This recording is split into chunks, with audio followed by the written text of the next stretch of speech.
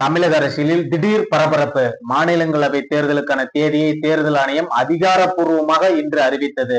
அதனால் தமிழக அரசியல் கட்சிகள் தீவிர ஆலோசனையில் ஈடுபட்டு வரக்கூடிய காட்சிகள் நாம் பார்க்க முடியும். யாருடைய கை உயரப் போகிறது, யார் வெல்ல போகிறார்கள், யாருக்கெல்லாம் இந்த மாநிலங்களவை தேர்தலில் அதிர்ச்சி காத்திருக்கிறது என்பதை இந்த வீடியோவில் முழுமையாக பார்க்கலாம். அதற்கு முன்பாக நமது சேனலை சப்ஸ்கிரைப் செய்து கொள்ளுங்கள். அனைத்து தமிழ் நெஞ்சங்களுக்கும் அன்பு வணக்கம். இந்த மாநிலங்களவை தேர்தல் சாதாரண ஒன்றல்ல. தமிழக அரசியல் கட்சிகளின் பலத்தை சோதிக்கக்கூடிய ஒரு சிக்னலாக தான் இது பார்க்கப்படுகிறது. யாருடைய கை டெல்லியில் உயரப் போகிறது, யாருடைய குரல் ஓங்க போகிறது, யாருடைய பலம் என்ன என்பதை இந்த மாநிலங்களவை தேர்தல் தான் முன்னோட்டமாக அமையும் என்பதுதான் உண்மையும் கூட. இதற்கான பதில் இந்த தேர்தலில் தான் கிடைக்க போகிறது தமிழக அரசியல் கட்சிகளுக்கு. இந்தியாவில் பல மாநிலங்கள்ல மாநிலங்களவை உறுப்பினர்களுக்கான பதவி காலம் ஏப்ரல் 2ஆம் தேதியுடன் முடிய போகிறது. அதைத் தொடர்ந்து தமிழகத்திலும் 6 உறுப்பினர்களுடைய பதவி காலமும் காலாவதியாகக்கூடிய நேரம் வந்து இருக்கிறது. அதில் திமுக கூட்டணியில் இருந்து 4 இடங்களும், அதிமுகவில் இருந்து ஒரு இடமும், தமாகவில் இருந்து ஒரு இடமும் அவர்களது பதவி காலம் காலியாக போகிறது. இதில் திமுக கூட்டணியில் திருச்சி சிவா, கனிமொழி, அந்தியூர் செல்வராஜ், என்ஆர் இளங்கோ, அதிமுகவிலிருந்து தம்பிதுரை, தமாகவிலிருந்து ஜி.கே. வாசன் இவர்களுடைய பதவி காலம் முடிகிறது. அதற்குண்டான தேர்தலை தான் தேர்தல் ஆணையம் சற்று நேரத்திற்கு முன்பாக அறிவித்திருக்கிறது. இதில் திமுக கூட்டணியில் இருக்கக்கூடிய திருச்சி சிவாவிற்கு வரக்கூடிய தேர்தலில் சீட்டு கிடைக்குமா என்பது மில்லியன் டாலர் கேள்விதான். ஏனென்று சொன்னால் கே.என். நேருவுடன் பல முரண்பாடுகளுடன் இருக்கிறார் திருச்சி சிவா அவர்கள். போல கனிமொழி அவர்களும் டெல்லி அரசியலில் அவருக்கு நாட்டம் இல்லாமல் மாநிலங்கள் அரசியலில் ஈடுபட வேண்டும் எண்ணத்தில் இருக்கிறார். அவர் சட்டமன்ற தேர்தலில் போட்டியிடக்கூடிய சூழலில் இருக்கிறார் என்பதும் நாம் கவனிக்கத்தக்கதும் கூட. அந்தியூர் செல்வராஜ் அவர்களுக்கு திமுகவில் மீண்டும் மாநிலங்களவை உறுப்பினர் பதவி சீட்டு கொடுப்பார்களா என்பது மில்லியன் டாலர் கேள்வியும். என்ஆர் இளங்கோ அவர்களுக்கு கிட்டத்தட்ட திமுகவில் இந்த மாநிலங்களவை உறுப்பினருக்கான சீட்டு உறுதி செய்யப்பட்டது என்றுதான் நாம் சொல்ல வேண்டும். ஏனென்று சொன்னால் திமுகவிற்காக பல வழக்குகளை வாதாடி வென்று கொடுத்தவர் என்ஆர் இளங்கோ அவர்கள். அதே போல அதிமுகவிலும் தம்பிதுரை அவர்களுக்கு இந்த முறை சீட்டு வழங்கப்படுவது கேள்விக்குறியாக தான் இருக்கிறது. ஏனென்று சொன்னால் அதிமுக கூட்டணியில் கிட்டத்தட்ட டிடிவி தினகரன் அவர்களுக்கு ஒரு மாநிலங்களவை சீட் உறுதி செய்யப்பட்டதாக ஏற்கனவே பல தகவல்கள் வருகிறது. அது மட்டுமல்லாமல் தேமுதிகவிற்கும் ஒரு மாநிலங்களவை சீட்டு கொடுப்பதற்கு அதிமுக ஒப்புக்கொண்டதாகவும் தகவல்கள் வருகிறது. இப்ப இருக்கக்கூடிய சட்டமன்ற உறுப்பினர்களின் பலத்தை பொறுத்து திமுக கூட்டணிக்கு 4 இடங்கள் மீண்டும் கிடைக்கும், அதிமுக கூட்டணிக்கு 2 இடங்கள் கிடைக்கும். அதில் திமுக தனியாகவே 3 உறுப்பினர்களை பெற முடியும் சூழல் இருக்கிறது. மேற்கொண்டு ஒரு உறுப்பினர்கள் பெற வேண்டும் என்றால் கூட்டணி கட்சிகளின் ஆதரவும் அவர்களுக்கு தேவைப்படுகிறது.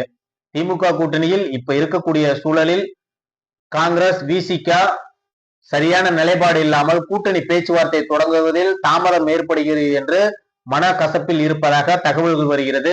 அதில் ஒருபடி காங்கிரஸ் மேலே சென்று பல தலைவர்கள்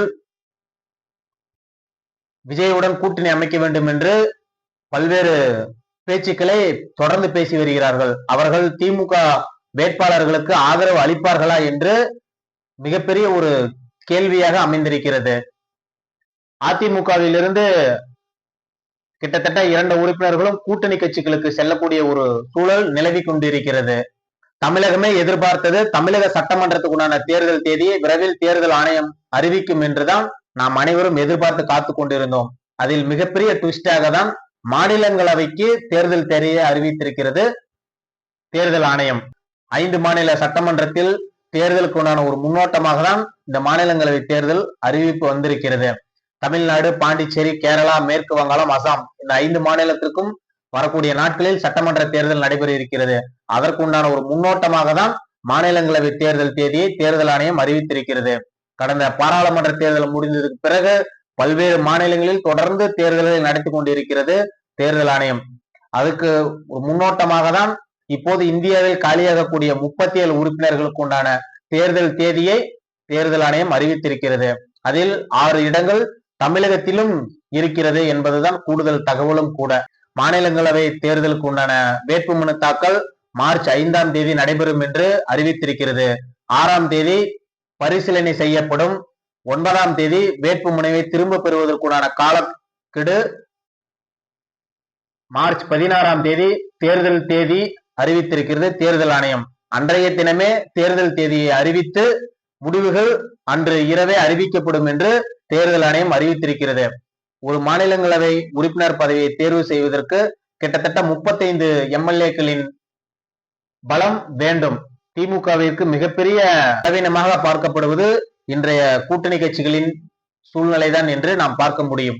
அதிமுகவிலிருந்து ஏறத்தாழ கூட்டணிகள் ஒரு பக்கம் முடிவாகி நல்ல நிலையில் பயணித்துக் கொண்டு இருக்கிறார்கள்.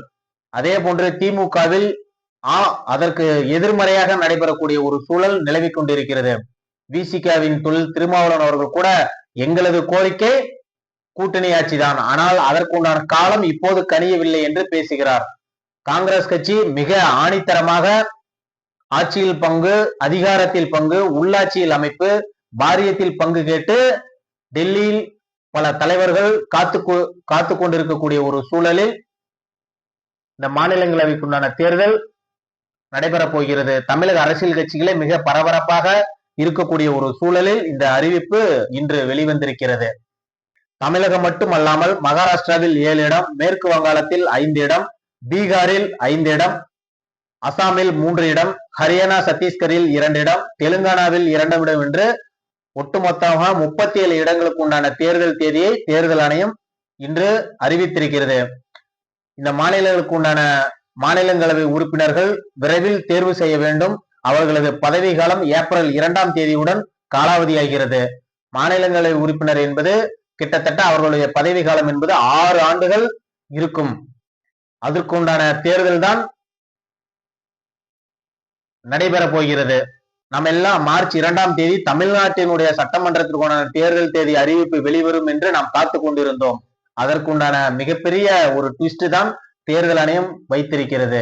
இந்த தேர்தலுக்கு உண்டான அவசர ஆலோசனை பேச்சுக்கள் தமிழக அரசியல் கட்சிகளிடம் அறிவிப்பு வந்தவுடனே நாம் பார்க்க முடிகிறது. திமுக ஒரு பக்கம் அவசர ஆலோசனை கூட்டத்தில் ஏற்பாடு நடக்கிறது. அதிமுக கூட்டணியிலும் பேச்சுவார்த்தை தொடங்க போகிறதாக தகவல்கள் வருகிறது. எது எப்படியாகினும் மாநிலங்களவை தேர்தல் என்பது சட்டமன்ற தேர்தலுக்கு உண்டான ஒரு முன்னோட்டமாக தான் இது அமையும் என்பதுதான் உண்மையும் கூட. மாநிலங்களவை உறுப்பினருக்கு உண்டான எண்ணிக்கையில் பார்க்கும்போது தமிழக ஆளுங்கட்சியான திமுக சற்று முன்னணியில் இருப்பதாக தான் நாம் பார்க்கப்படுகிறது. அதற்கு பின்பாக சில கட்சிகள் பேச்சுவார்த்தையில் ஈடுபட்டு திமுக கூட்டணிக்கு உண்டான 4 இடங்களை பெற முடியுமா என்ற ஒரு சூழல் நிலவி கொண்டிருக்கிறது.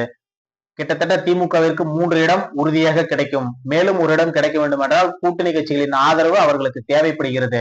சட்டமன்ற தேர்தலுக்கு உண்டான ஒரு ஏற்பாட்டில் இருக்கக்கூடிய அரசியல் சூழலில் இந்த அறிவிப்பு திமுக கூட்டணி ஒருங்கிணைப்பதற்குண்டான ஒரு அச்சாரமாக தான் திமுகவிற்கும் இது அமையும் என்பதுதான் உண்மையும் கூட. கூட்டணி பேச்சுவார்த்தை கடைசி கட்ட நேர மாற்றங்கள் ஏதாவது நிகழுமா என்பதை நாம் பொறுத்திருந்துதான் பார்க்க வேண்டும். மாநிலங்களவை தேர்தல் என்பது தமிழக அரசியலில் ஒரு புதிய திருப்பத்தை ஏற்படுத்தும் என்றுதான் நாம் பார்க்க வேண்டும். ஏனென்று சொன்னால் இப்ப இருக்கக்கூடிய ஒரு சூழலில் தமிழக அரசியலில் சட்டமன்ற தேர்தலுக்கு முன்னோட்டமாக தான் இந்த தேர்தல் அமைந்திருக்கிறது. அதிமுக திமுக இரு கட்சிகளின் கூட்டணி பலம் அவரது சட்டமன்ற எம்எல்ஏக்களின் பலத்தை பொறுத்துதான் இந்த தேர்தல் அமைய போகிறது. யாருடைய கை ஓங்க போகிறது, யார் பலசாலி, யாருடைய குரல் டெல்லியில் ஒலிக்க போகிறது, யாருடைய குரல் ஒலிக்க வேண்டும், யார் வெற்றி பெற வேண்டும் என்பதை எம்எல்ஏக்களின் பலத்தை பொறுத்தே அமைய போகிறது. கூட்டணி கட்சிகளின் ஒருங்கிணைப்பு பொறுத்தே டெல்லி செல்லக்கூடிய ஒரு சூழல் அமையும்.